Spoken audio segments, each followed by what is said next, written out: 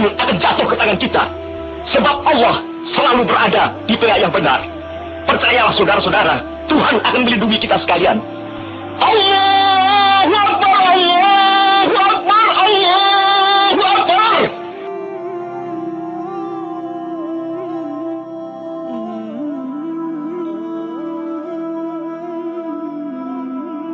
Jika di daerah utara Belanda tidak menghadapi perlawanan yang berarti, di daerah selatan Belanda menghadapi perlawanan sengit oleh tentara Republik, mulai dari Gunung Pegat hingga Ngimbang.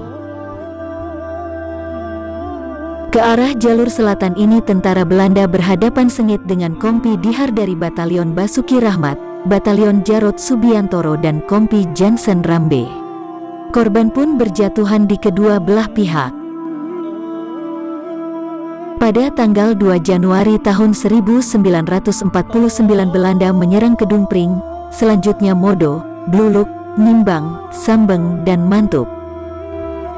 Markas Batalion Jarod di Desa Mantup dan dapur umum yang berada di Desa Nogo Jatisari, Sambeng hancur lebur dibombardir oleh pasukan Belanda, sehingga semua pasukan Republik mundur ke arah barat. Kemudian terjadi pertempuran di Desa Dradah yang mengakibatkan beberapa pejuang Republik gugur. Setelah daerah-daerah tersebut dikuasai Belanda, kemudian pasukan Belanda dipecah menjadi dua. Sebagian pasukan Belanda menuju Mantup melalui Kembang Bahu untuk bergabung dengan pasukan induk untuk menyerang Tikung, sebagian tetap berada di daerah barat yang sudah dikuasai. Meskipun tak seimbang, pertempuran demi pertempuran terjadi di hampir setiap wilayah Lamongan Selatan hingga daerah Gresik. Tentara Republik menggunakan taktik lain untuk menghindari kontak senjata dengan pasukan Belanda yang berjumlah besar. Para pejuang mulai melakukan penghadangan patroli dan menyerang pos-pos kecil Belanda.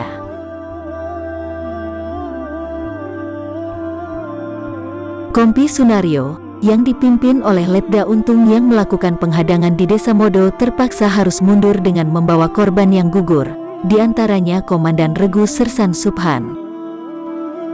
Sementara itu, Brigade Ronggolawe di bawah pimpinan Letkol Sudirman mengirimkan dua seksi yang dipimpin oleh Letnan Nur Cahyo dan Letnan Ronggo Dihar dan melakukan penghadangan di jalur Babat Ngimbang. Seksi 1 pimpinan Letnan Nur Cahyo mengambil posisi di Desa Kakat Penjalin dan Seksi 2 pimpinan Letnan Ronggo Dihar berposisi di Gunung Girik. Pertempuran di Gunung Girik yang terjadi malam hari membuat pasukan Belanda kalang kabut, namun karena persenjataan mereka lebih lengkap dan modern, akhirnya pasukan Letnan Ronggo Dihar tak mampu bertahan. Kemudian pasukan Belanda melakukan pembakaran, penyiksaan dan pemerkosaan kepada penduduk sekitar sampai di Desa Kakat Penjalin tempat pasukan Letnan Nur Cahyo berada. Di desa ini kembali terjadi pertempuran sengit, tetapi karena kalah jumlah dan senjata, akhirnya Letnan Nur Cahyo memilih mundur dengan membawa anggotanya yang gugur, yakni Sersan Sutoyo.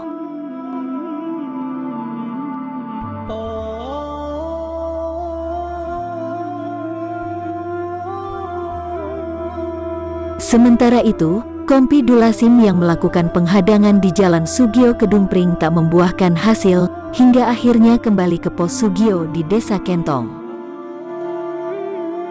Akan tetapi ketika menjelang subuh, Kompi Dulasim disergap pasukan Belanda tanpa sempat memberi perlawanan. Belanda menyerang membabi buta dan membakar rumah penduduk. Dalam penyergapan itu, 6 orang tentara Republik meninggal termasuk Komandan Kompi Dulasim dan korban luka cukup banyak. Di antaranya adalah Komandan Batalion Mayor Sunaryadi.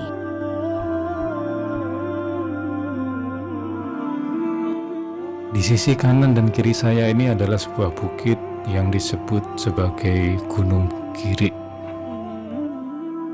Tempat ini menjadi salah satu saksi sejarah sengitnya pertempuran yang dimulai dari Gunung Pegat Babat sampai di Gunung Girik Ngimbang ini. Ikuti terus perjalanan tim Manusia Bayangan Adventure dan jangan lupa selalu tonton video-video terbaru dari kami.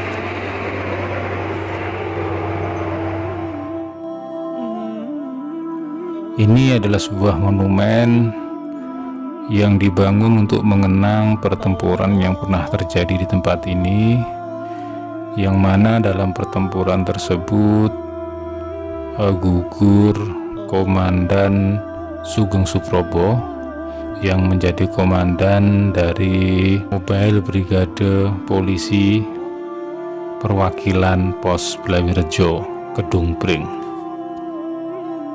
Dan peristiwa mulai jatuhnya Kota Babat berlanjut hingga pertempuran-pertempuran di Lamongan Selatan, hingga akhirnya gugur Komandan Brimob Sugeng Suprobo. Dalam sejarah perjuangan disebut sebagai dosa Komandan Batalion Halik.